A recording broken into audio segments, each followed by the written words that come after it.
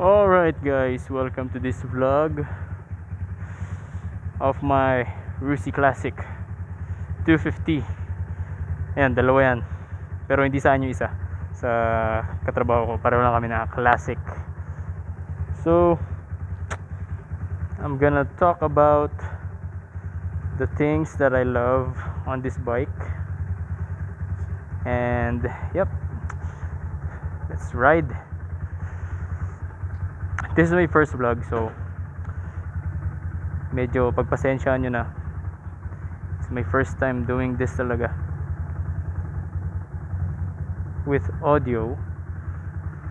By the way, I'm in Cebu. Just got out from my work.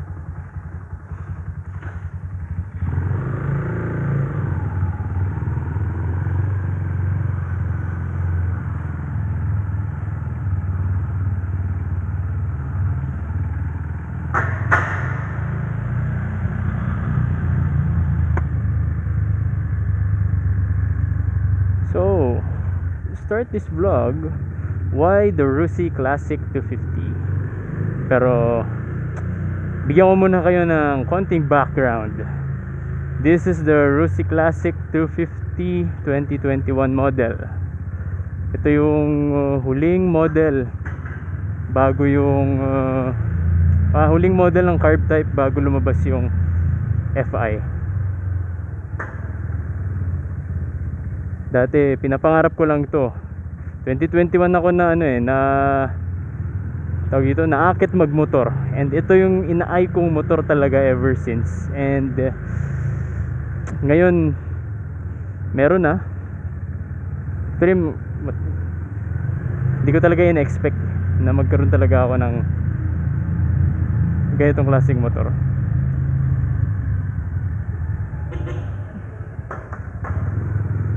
Yun.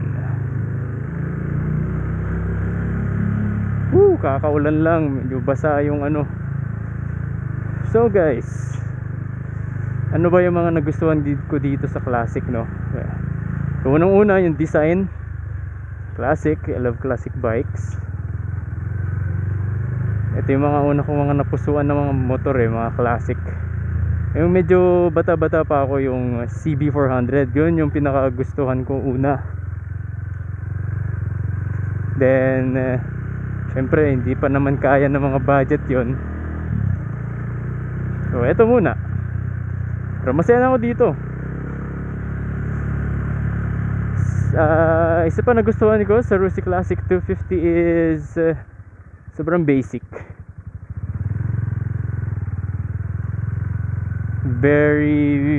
For me it's a beginner friendly kasi dito rin ako natuto talaga sa Rusi Classic 250. And yeah, it's beginner friendly, yun ang masasabi ko talaga.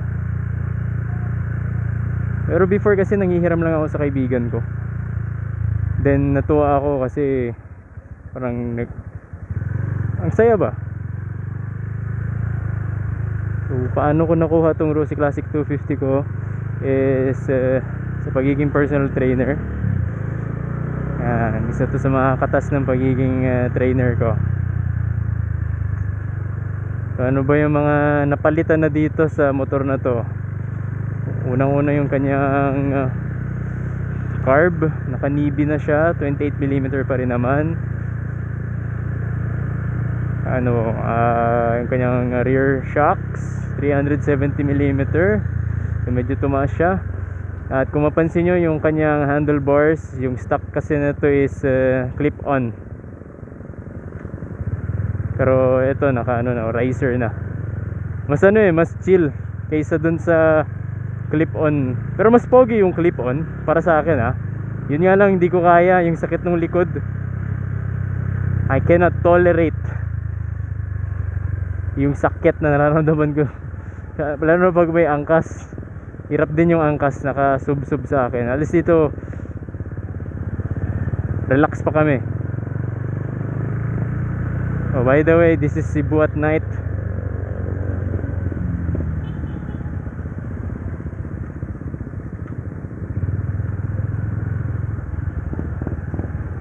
Ano oras na ba? 9:20.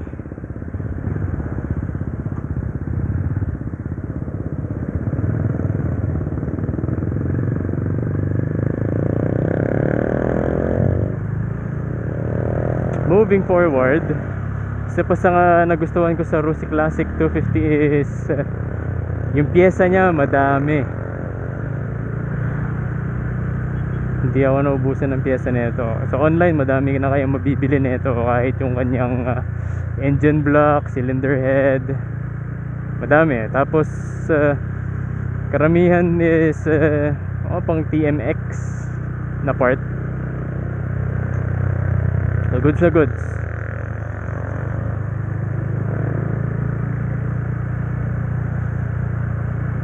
At syempre classic tayo. Syempre takbong pogi. Yung motor lang yung pogi, pero yung rider wag nyo nang tanungin.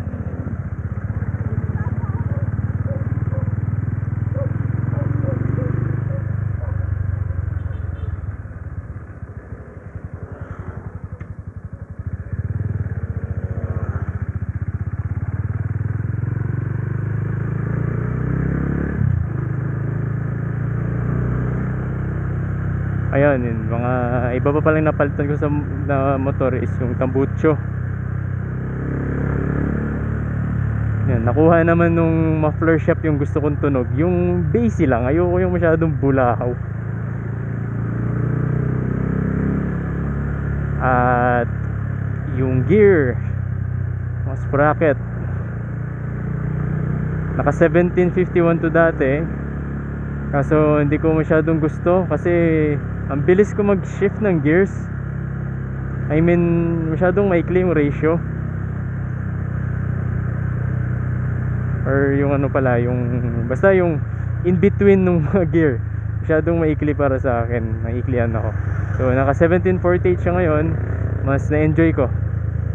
Pero yung gear ratio is nakadepende pala talaga sa inyo yan. It's your preference, sa feeling mo, depende sa riding style nyo, kung saan kayo lagi nagra-ride, sa weight ng rider. Oh freak, nakalimutan ko, maling daan ko. Susunduin ko pa yung asawa ko, bihira. Pero yeah, yun naman, konting information from my Rusi Classic 250. If you're planning to get one, hindi naman kayo magsisisi dito guys. Sobrang pogi talaga ng motor na to. Tapos nandun yung power. Pansin ko sa motor na to is torquey siya. Kasi pag binigyan mo ng konting talagang sumisibat eh.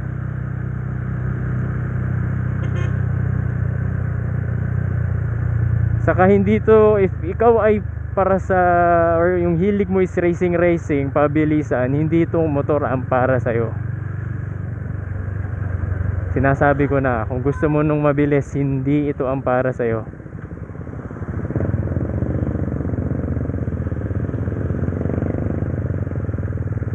Ito ay pawang sa mga taong takbong pogi lang. Ayan, yung motor man lang pogi, no? Doon lang tayo bumawi. Pero overall, yes, I will recommend this bike if gusto mo ng pogi at mahilig ka sa classic. Hindi ko sure if naririnig nyo yung tambucho, pero saktong sakto lang talaga to. Ayan, on the way na ako papunta sa asawa ko. Dun sana dapat ako sa kabila, nakalimutan ko, nasusunduin ko pala siya.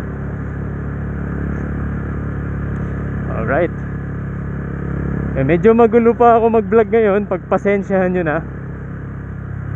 Darating din tayo dun. Sarap pala mag vlog, no? Sana noon ko pag ginawa to.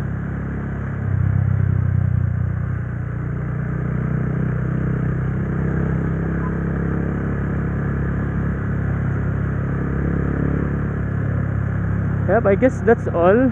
I-end ko na rin to kasi phone lang yung gamit ko guys, no? Samsung S10 Plus. And then may kinabit lang akong mic. Plus naka chest mount lang ako para sa phone. Ayun, malapit na. Nga pala, fuel consumption is yung full tank ko is pang 2 weeks. Panghatid sundo and pang pasok ko sa work. Okay. Hopefully magtuloy-tuloy itong vlog na to and I can explore you guys dito sa Cebu. Oop, may umaatras na. Ayan, di ba? Kung mabilis tayo, hindi natin napansin yan. Okay.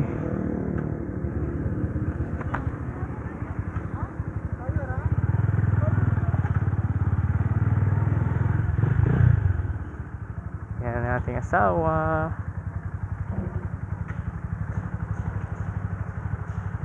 Di ba? Hello. Eat daw, eat. Hi ka muna sa vlog. Alright, that's all. Ride safe.